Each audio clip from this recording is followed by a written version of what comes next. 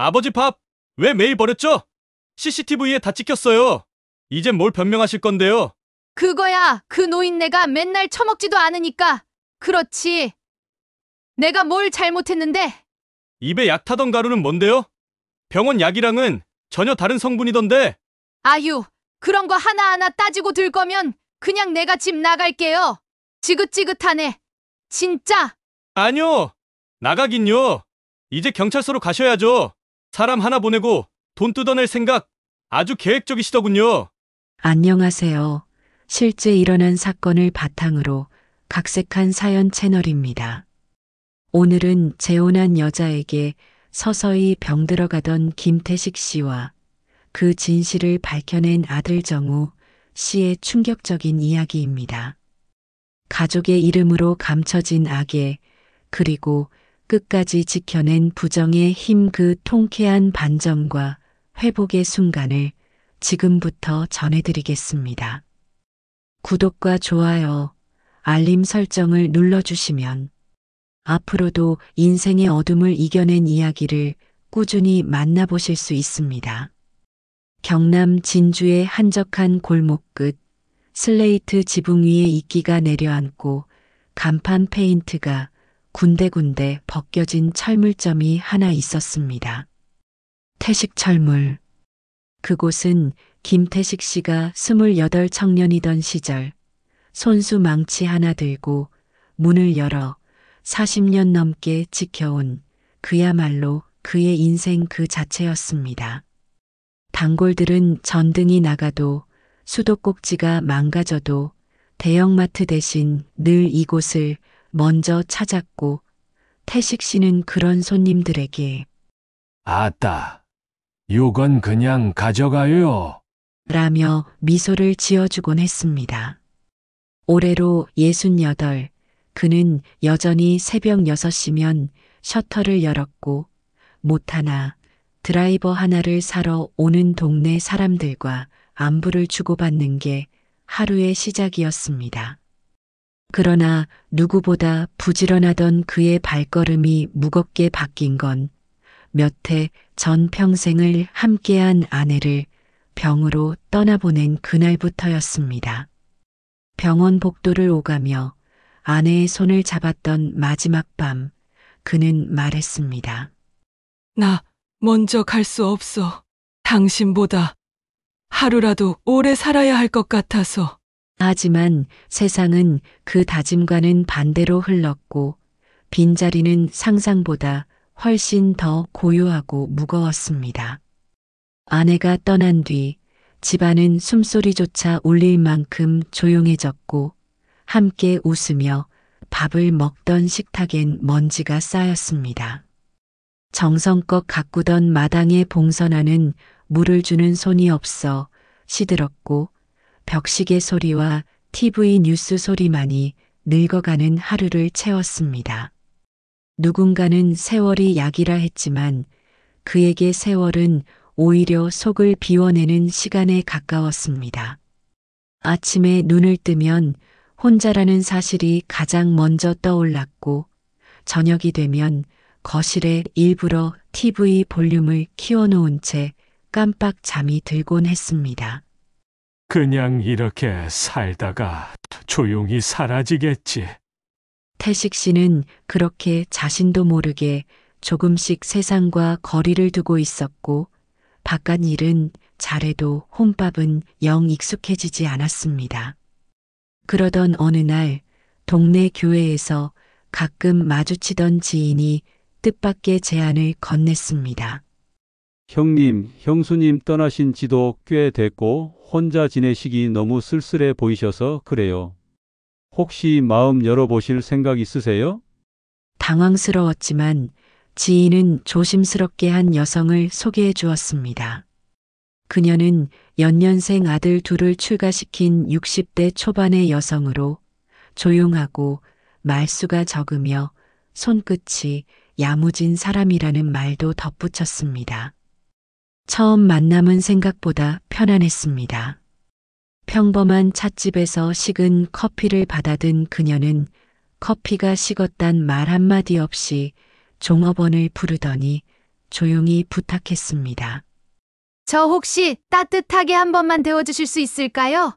그 작은 배려와 습관은 아내가 살아있을 적 태식 씨가 가장 익숙했던 풍경을 떠올리게 했습니다. 그녀는 말이 많지 않았지만 눈을 마주칠 때면 잔잔한 웃음으로 대화보다 더 많은 걸 전했고 식사 자리에서도 많이 드세요 대신 조용히 반찬을 하나 더 얹어주는 식이었습니다. 태식 씨는 어색했지만 이상하게 싫지 않았습니다. 함께 국을 나눠 먹고 시장 골목을 걸으며 사람 사는 얘기를 나누던 시간이 점점 기다려졌습니다. 그러던 어느 날 그가 묵묵히 밥을 먹다 말고 이렇게 말했습니다. 참, 오래 살다 보니 다시 누군가랑 마주 앉아서 밥 먹게 될 줄은 몰랐네요. 그녀는 말없이 고개를 끄덕였고 그 침묵은 오히려 더 따뜻하게 그의 마음을 채웠습니다. 몇 번의 만남 끝에 태식 씨는 자신도 모르게 벽장에서 결혼 반지를 꺼내 만지작거리다 말았습니다. 혼자 늙어가기엔 이 사람 참 괜찮아 보인다. 그렇게 그는 주변의 걱정 섞인 시선을 조용히 뒤로하고 평생의 반려자가 아닌 인생 후반전의 동반자를 드리기로 결심했습니다. 하지만 따뜻할 줄만 알았던 그의 결심은 시간이 지나면서 서서히 어둠의 그림자로 되돌아오기 시작했습니다. 함께 식사를 나누고 마당에 마른 빨래를 걷던 소소한 일상은 어느 순간부터 조금씩 어긋나기 시작한 것이었습니다. 재혼 후 몇 달이 채 지나지 않아 김태식 씨의 얼굴빛이 눈에 띄게 달라졌습니다. 예전엔 햇빛에 그을린 건강한 살결과 단단한 체형을 유지하던 분이었는데 요즘은 피부의 윤기가 사라지고 뺨은 푹 꺼졌으며 걸음걸이마저 무겁고 지쳐 보였습니다. 가게 앞 평상에 앉아 신문을 펴던 손에는 힘이 빠져 있었고 자주 가던 단골집에도 내일 가자. 는 말을 반복하며 외출을 미루기 일쑤였습니다. 가장 눈에 띈 변화는 늘 새벽같이 일어나 철물점 셔터를 올리던 습관이 끊긴 것이었습니다. 그날도 정우 씨가 이른 아침에 들른 가게 셔터는 굳게 잠겨 있었고 거실 창문 틈으론 커튼조차 젖혀지지 않아 내부가 보이지 않았습니다. 그는 조심스레 문을 열고 들어갔고 그제야 안방에서 이불을 뒤집어 쓴 채 누워있는 아버지의 뒷모습을 발견했습니다. 아버지, 어디 아프세요? 아니야, 그냥 좀 누워 있었어. 나이 탓인가 보다. 짧은 대답 뒤엔 긴 침묵만이 이어졌습니다. 식탁 위엔 이전처럼 정갈한 반찬들이 놓여 있었지만 젓가락이 닿은 흔적조차 없었고 국은 식은 채 식기 바깥까지 흘러내려 있었습니다. 밥솥을 열자 전날의 밥이 굳은 채로 남아 있었고 그 위에 더 씌워진 새밥은 누렇게 변색돼 있었습니다. 이상하네, 아버지가 이런 분이 아니신데. 정우 씨는 말은 꺼내지 못하고 마음속에 조용히 의문을 하나 새겼습니다. 며칠 뒤 우연히 세탁을 도우려다 정우 씨는 아버지의 속옷을 접던 순간 깜짝 놀랐습니다. 늘 체격이 좋던 아버지의 속옷이 고무줄이 헐렁해져 손에 힘을 주지 않아도 주르륵 미끄러져 내려가는 것이었습니다. 욕실 거울 앞에 선 아버지의 등은 이전과 달리 가슴뼈가 앙상하게 드러나 있었고 팔뚝은 말라붙은 가지처럼 가늘어져 있었습니다. 병원 기록에 따르면 불과 3달 전까지만 해도 정상이던 체중은 어느새 15kg 가까이 줄어들어 있었고 혈압과 영양 수치 역시 점점 떨어지는 상태였습니다. 입맛이 없네. 아무리 먹어도 속이 허하구나. 태식 씨는 자주 그렇게 말했지만 정작 아들이 함께 식사하자고 해도 밥 한 숟갈 뜨는 게 버거워 보였습니다. 무엇보다 무서웠던 건 그 모든 상황에 대해 아버지가 아무런 설명도 하지 못한 채 고개만 끄덕이는 모습이었습니다. 어디가 불편하세요? 라는 물음에도 태식 씨는 그저 잘 모르겠어. 라며 멍한 눈빛으로 창밖을 바라보는 시간이 많아졌습니다. 말 그대로 그는 서서히 말라가고 있었습니다. 마치 안에서부터 무너지는 사람처럼 몸과 마음이 동시에 쓰러져가는 듯한 모습이었습니다. 평생 강단 있게 살아오신 분이 그렇게 기운 없이 침대에 앉아 있는 걸 보는 건 아들로서 더 이상 참기 어려운 일이었습니다. 정우 씨는 마음 깊은 곳에서 뭔가 잘못되었다는 느낌을 지울 수 없었고 설명할 수 없는 불안이 가슴속에서 점점 커져갔습니다. 처음에는 단순한 노화나 감기쯤으로 여겼던 그 변화가 이젠 누군가 의도적으로 손을 댄 건 아닐까 하는 무서운 생각으로 번져가고 있었습니다. 그 무렵부터 정우 씨는 본격적으로 그 집안에서 무슨 일이 벌어지고 있는지 의심하기 시작했습니다.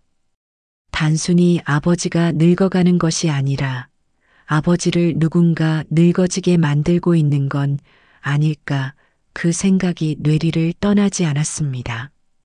아버지의 급격한 쇠약을 더 이상 두고 볼 수 없던 정우 씨는 결국 마음을 굳혔습니다. 평소 병원 가는 걸 꺼리던 아버지를 부축해 동네 내과부터 시작해 시내 종합병원, 결국엔 대도시 대학병원까지 하루가 멀다 하고 병원을 오갔습니다. 접수 창구에서 서류를 작성하는 손이 떨리고 대기실의 침묵이 무겁게 내려앉는 순간들 속에서 정우 씨는 애써 담담한 척했지만 내심은 조급하고 불안했습니다. 혈액 검사, 갑상선 호르몬 검사, 위내시경, CT, 심지어는 MRI까지 혹시라도 뭐가 나오면 빨리 치료라도 시작하자는 마음으로 할 수 있는 검사는 다 해봤습니다. 하지만 돌아온 건 뜻밖에도 이상 없음이라는 차가운 결과였습니다. 담당 의사는 눈을 깜빡이며 말했습니다. 글쎄요. 이 정도면 나이에 비해 수치도 안정적인 편입니다. 체중이 빠지신 건 영양 상태 문제일 수도 있고요. 정우 씨는 허탈한 웃음을 지으며 대답했습니다. 영양 때문이라면 대체 뭘 먹고 계신 건지 저도 모르겠습니다. 문제는 바로 그 점이었습니다. 눈앞의 아버지는 분명 건강하지 않았습니다. 예전엔 철근이며 못 박힌 나무판을 혼자 들던 분이 이제는 마트에서 휴지를 사서 몇 계단 오르는 것도 숨을 몰아쉬며 힘들어 하셨습니다. 목이며 팔에는 이유를 알 수 없는 멍자국이 가늘게 퍼져 있었고 종아리 뒤에는 자고 일어나면 생겨있는 긁힌 자국들이 자주 보였습니다. 그 상처들이 어떻게 생긴 건지 물어봐도 아버지는 글쎄다. 내가 깼나 보지. 라고만 말하며 얼버무렸습니다. 정우 씨는 그때부터 아버지 댁 구석구석을 눈여겨보기 시작했습니다. 혹시 음식이 문제일까 싶어 냉장고를 열어봤지만 내부는 지나치게 정돈돼 있었고 유통기한이 지난 식자재 하나 없이 깔끔하게 정리돼 있었습니다. 주방 조리도구들은 언제나 뽀득뽀득했고 반찬통은 대부분 비어 있거나 새로 채워져 있었지만 그건 이상할 만큼 깨끗한 상태였습니다. 한마디로 생활에 흔적이 없었습니다. 그날 밤 정우 씨는 집으로 돌아온 뒤도 도무지 마음이 가라앉지 않았습니다. 불을 끄고 누웠지만 창밖의 바람소리와 시계 초침 소리만 들릴 뿐 눈은 감기지 않았습니다. 그는 결국 새벽 3시 이불을 걷어내고 자리에서 일어났습니다. 형광등 대신 스탠드 조명을 켜고 노트와 펜을 꺼내더니 아버지 댁의 구조를 기억나는 대로 종이에 그리기 시작했습니다. 거실, 주방, 안방, 욕실 그리고 자주 보이지 않는 구석진 공간들, 창문 방향, 문틈, 선반 높이, 그리고 가장 중요한 사각지대 없는 위치. 아버지가 스스로 저렇게까지 쇠약해질 리 없어. 뭔가 있다. 누가 아버지를 병들게 하고 있어. 그는 점점 확신에 가까운 결론에 도달했고 이내 마음을 굳혔습니다. 다음 날 정우 씨는 곧장 전자기기 전문점에 들러 초소형 CCTV 세대와 모션 감지 기능이 있는 저장 장치를 구입했습니다.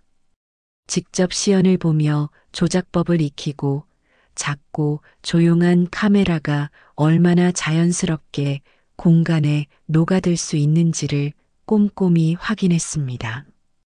그리고 그날 저녁 아버지가 안방에서 낮잠을 자는 사이 정우 씨는 조용히 움직였습니다. 거실 시계 안쪽 틈 약장을 여닫는 내부 뚜껑 밑, 그리고 주방 선반 윗면, 누구도 눈치채기 힘든 위치에 세심하게 카메라를 고정한 뒤 라우터와 연결해 영상을 자동 저장되도록 설정했습니다. 그는 집을 나서며 혼잣말처럼 중얼거렸습니다. 이제 누가 이 집에서 뭘 하는지 다 보이게 될 거야. 그 순간부터 정우 씨의 일상은 달라졌습니다. 퇴근하면 제일 먼저 노트북을 열었고 아무 일도 없는 듯한 영상이 이어질 때면 오히려 더 긴장이 되었습니다. 하지만 마음속 어딘가에선 곧 뭔가가 찍힐 거라는 묘한 직감이 점점 커져가고 있었습니다. 며칠 동안 정우 씨의 일상은 완전히 바뀌었습니다. 직장에서는 건성으로 일과를 마쳤고 회식이나 약속도 모두 미루었습니다. 퇴근하면 가장 먼저 식탁에 노트북을 펼치고 그날 저장된 CCTV 영상을 틀어놓은 채 꼼꼼하게 재생 속도를 조절해가며 한 장면 한 장면을 지켜봤습니다. 처음엔 별다른 이상이 보이지 않았습니다. 재혼한 여자는 늘 그렇듯 조용히 움직였고 주방에서 찬물을 끓이거나 빨래를 개며 여느 중년 여성처럼 평범한 일상을 살아가는 모습뿐이었습니다. 영상 속에선 거실의 벽시계 초침 소리, 수돗물 떨어지는 소리, 그 외에는 아무것도 들리지 않는 고요가 흐르고 있었습니다. 정우 씨는 마음을 가라앉히려 했지만 속으로는 점점 그 너무 조용한 일상이 오히려 더 불길하다고 느끼기 시작했습니다. 그러던 사흘째 밤, 그는 노트북 앞에 앉아 컵라면을 젓던 젓가락을 멈췄습니다. 화면 속에서 그 여자가 식탁 앞에 앉아 있었습니다. 한 손엔 밥그릇, 다른 손엔 수저를 들고 있었는데 이상하게 먹는 척을 하더니 수저로 밥을 살짝 뒤적이고 이내 주변을 두리번거리기 시작했습니다. 그리고는 아주 익숙한 동작처럼 밥그릇을 조심스레 들어 음식물 쓰레기통에 그대로 쏟아부었습니다. 그 동작은 너무도 자연스러웠고 너무나 무표정해서 오히려 소름이 돋을 정도였습니다. 왜 버리는 거지? 하지만 그것은 시작에 불과했습니다. 다음 장면에서 그녀는 안방으로 들어가더니 장롱 서랍을 조심스럽게 열었습니다. 무언가를 꺼내는데 그것은 낡은 약봉지였습니다. 그녀는 약 안을 열어 내용을 확인한 후 그 위에 희미한 분말 가루를 조심스럽게 털어 넣었습니다. 정우 씨는 그 장면에서 등줄기를 타고 식은땀이 흘러내리는 것을 느꼈습니다. 그녀는 손끝으로 약 봉지를 살살 흔들며 고르게 섞은 뒤 다시 약통에 넣고 마치 아무 일 없었다는 듯 싱크대 앞에 서서 물을 내렸습니다. 그리고 바로 그 순간 카메라의 마이크가 잡아낸 것은 그녀의 입에서 새어나온 낮고 건조한 혼잣말이었습니다. 이러면 조만간 정리되겠지. 생각보다 질기긴 하네. 그 목소리는 감정 없는 무미건조한 기계음 같았고 오히려 그래서 더 끔찍하게 들렸습니다. 정우 씨는 그 자리에 얼어붙었습니다. 그녀의 표정은 흔들림 없었고 손놀림도 마치 반복에 익숙해진 사람처럼 노련했습니다. 그 말을 듣는 순간 정우 씨는 자기도 모르게 손에 들고 있던 머그잔을 놓쳤습니다. 바닥으로 떨어진 컵은 순식간에 산산조각 났고 그 소리에 놀란 본인은 소파에 멍하니 앉은 채 깨진 잔을 쳐다보며 한동안 움직이지 못했습니다. 그의 심장은 쿵쿵 울려댔고 귓가에는 그 여자의 말이 반복되며 메아리 쳤습니다. 정리되겠지. 질기긴 하네. 머릿속이 새하얘졌고 가슴속에서 치밀어 오르는 분노가 점점 식은 아기로 변하고 있었습니다. 몇 분이 지났을까? 정우 씨는 천천히 고개를 들고 화면을 다시 확인하며 입술을 굳게 다문 채 낮게 중얼거렸습니다. 이건 사고가 아니라 계획이야. 그 순간 그의 눈빛은 확신으로 바뀌었고 이제 이 문제를 절대 무심히 넘기지 않겠다는 결심이 또렷하게 자리 잡았습니다. 그날 이후 정우 씨는 웃지 않았습니다. 그의 모든 표정, 말투, 행동 하나하나에 긴장과 각성이 스며들었습니다. 그리고 그는 조용히 그러나 단단히 준비하기 시작했습니다. 아버지를 살리고 그 여자의 진실을 세상에 드러내기 위해 정우 씨는 그날 밤 단 한숨도 자지 못했습니다. 이성을 잃지 않기 위해 몇 번이고 영상을 돌려보며 그녀의 표정과 손짓 하나까지 분석했습니다. 그녀는 무섭도록 담담했고 흔들림 하나 없는 눈빛으로 밥을 버리고 약에 무언가를 타고 마치 일상처럼 그 일을 해냈습니다. 정우 씨는 마침내 결심했습니다. 이건 가정의 문제도 사적인 갈등도 아니다. 아버지의 생명이 걸린 명백한 범죄다. 다음 날 이른 아침 정우 씨는 하얀 봉투 안에 USB를 넣고 양복 차림으로 집을 나섰습니다. 평소보다 말수가 적고 표정이 굳어 있었던 그는 곧장 관할 경찰서로 향했습니다. 상담 창구에서 범죄 신고서를 작성하는 그의 손은 조금씩 떨리고 있었지만 눈빛만큼은 단호했습니다. 가족 간의 갈등 정도로 보실 수도 있지만 이건 정말 사람을 병들게 만드는 행동입니다. 영상을 꼭 봐주십시오. 처음에는 상담 경찰관도 의심스러운 눈빛으로 정우 씨를 바라봤습니다. 요즘 CCTV 설치해서 가족 간 사생활 침해 문제도 자주 들어와요. 혹시 오해일 수도. 하지만 USB를 받아 영상 파일을 열어본 수사 담당자의 표정은 단숨에 바뀌었습니다.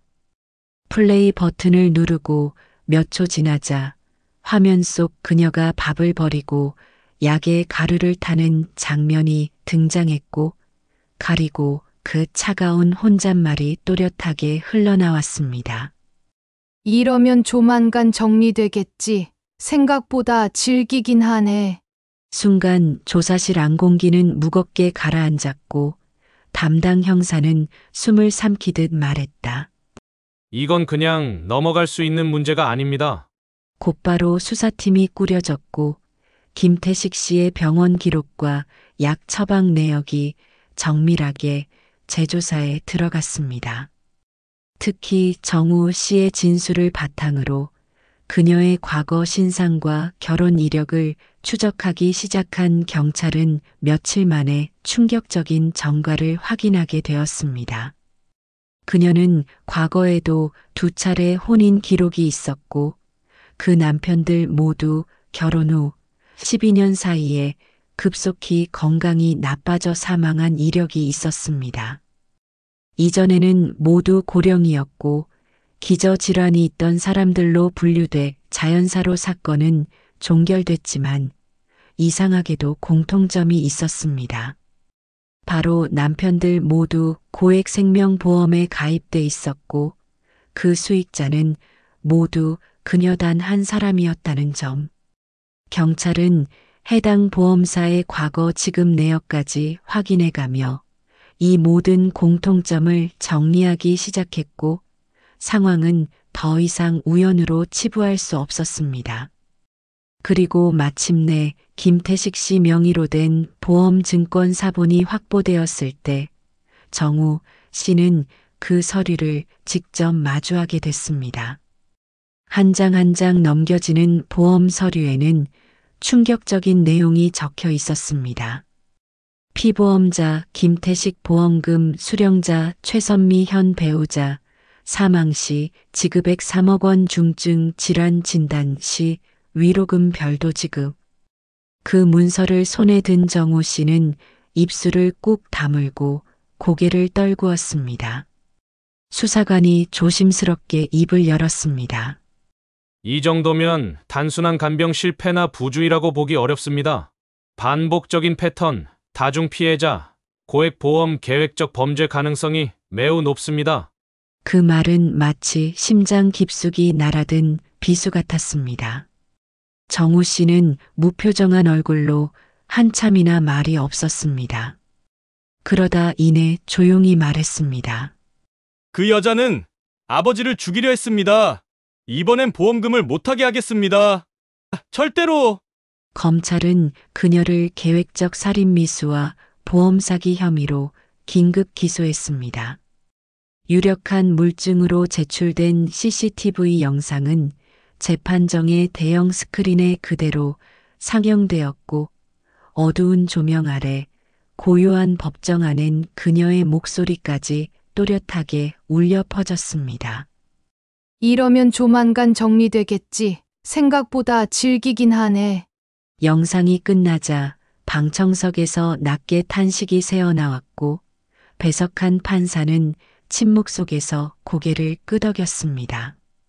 보험사의 직원이 제출한 서류에는 김태식 씨 명의의 고액 생명보험 내역이 구체적으로 기록돼 있었고 수혜자로 적힌 그녀의 이름은 선명하고 명백했습니다. 법정 안에서 그녀는 초반에는 억울하다고 주장하며 눈물을 흘렸습니다. 전 그런 뜻이 아니었습니다. 몸이 안 좋아 보여서 약을 그저 도우려고. 하지만 판사가 그녀의 과거 2차례 결혼 내역과 그때마다 사망한 남편들, 그리고 반복된 고액 보험금 수령 기록을 하나하나 낭독하자 그녀의 얼굴빛은 서서히 하얗게 굳어졌습니다. 판사의 음성은 냉정했지만 단호했습니다. 이 사건은 단순한 의심이 아닙니다. 반복적인 수법, 공통된 패턴, 그리고 명백한 동기. 법은 그 우연을 용납하지 않습니다. 그녀는 끝내 반박하지 못한 채 입을 다물었고 고개를 푹 숙였습니다. 그 순간 방청석에서 모든 장면을 지켜보던 정우 씨가 증인석에 올라섰습니다. 떨리는 손으로 마이크를 붙잡은 그는 담담한 목소리로 진술을 시작했습니다. 제 아버지는 평생을 남 위에 사셨습니다. 한 번도 남의 짐을 피해 가신 적 없는 분입니다.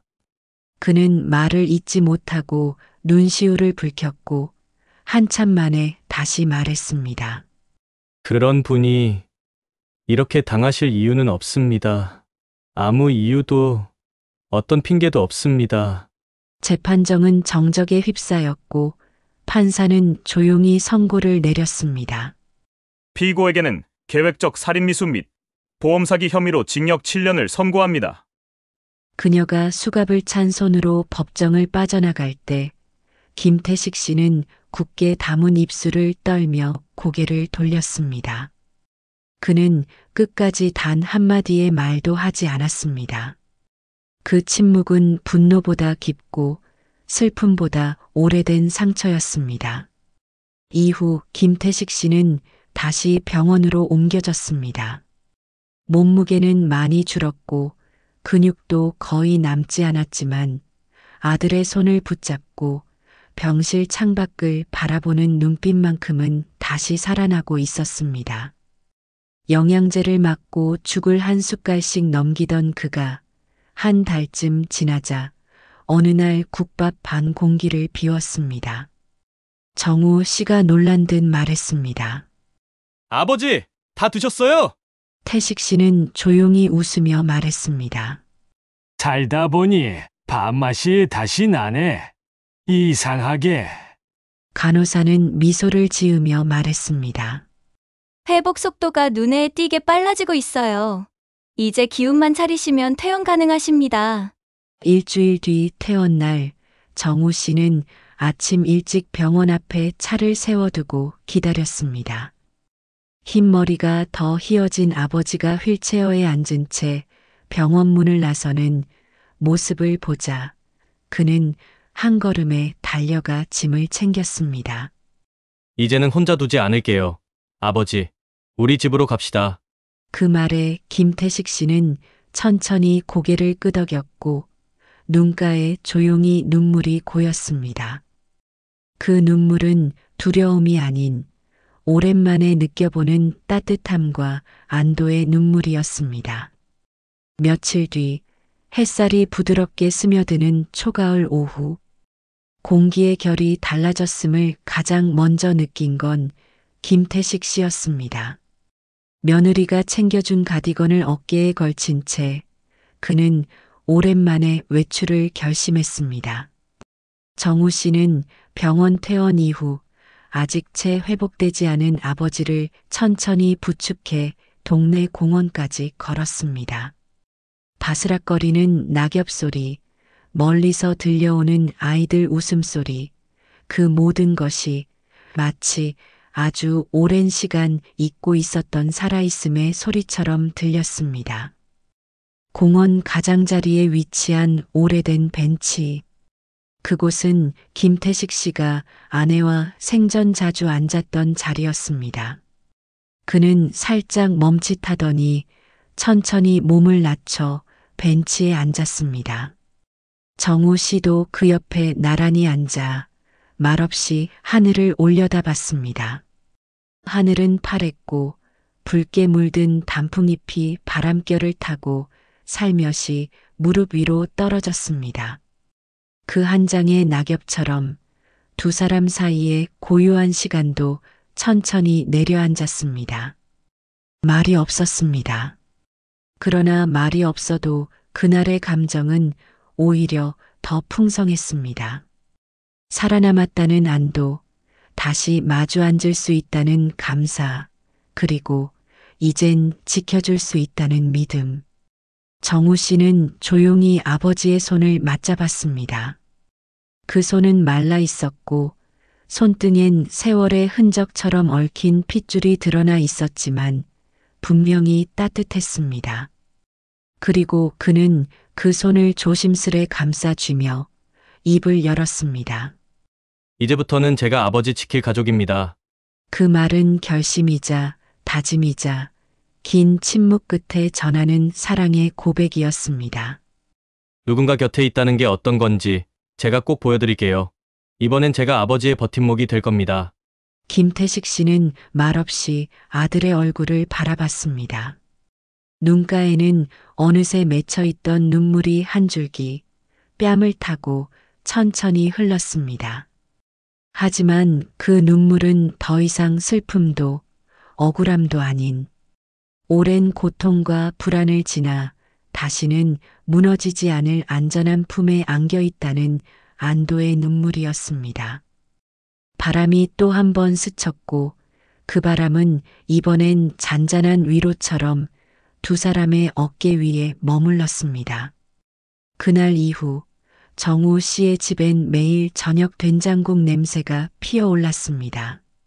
조용했던 식탁엔 김치찌개 국물이 튀는 소리, 젓가락 부딪히는 소리, 그리고 오늘은 좀 자네. 같은 투정 섞인 웃음이 다시 들리기 시작했습니다. 손주는 학교 다녀오며 할아버지 하고 문을 열었고 김태식 씨는 손주의 머리를 쓰다듬으며 말했습니다. 아이고, 우리 손주 왔나? 밥 먹었나? 그리고 그 따뜻한 풍경 속에서 무너졌던 시간도 서서히 다시 세워졌습니다. 더는 무너질 일이 없도록, 더는 혼자 외로이 앓을 일이 없도록, 이 집엔 다시 가족이라는 이름의 시간이 흘러가기 시작했습니다. 오늘 사연은 여기까지입니다. 여러분은 김정우 씨의 단호한 선택과 끝까지 아버지를 지켜낸 그 용기 어떻게 느끼셨나요? 가족이라는 이름 아래 감춰진 진실을 마주하는 일 결코 쉽지 않았을 텐데요. 여러분의 생각을 댓글로 남겨주세요. 구독, 좋아요, 알림 설정을 눌러주시면 앞으로도 마음을 울리는 실화 이야기들을 꾸준히 받아보실 수 있습니다.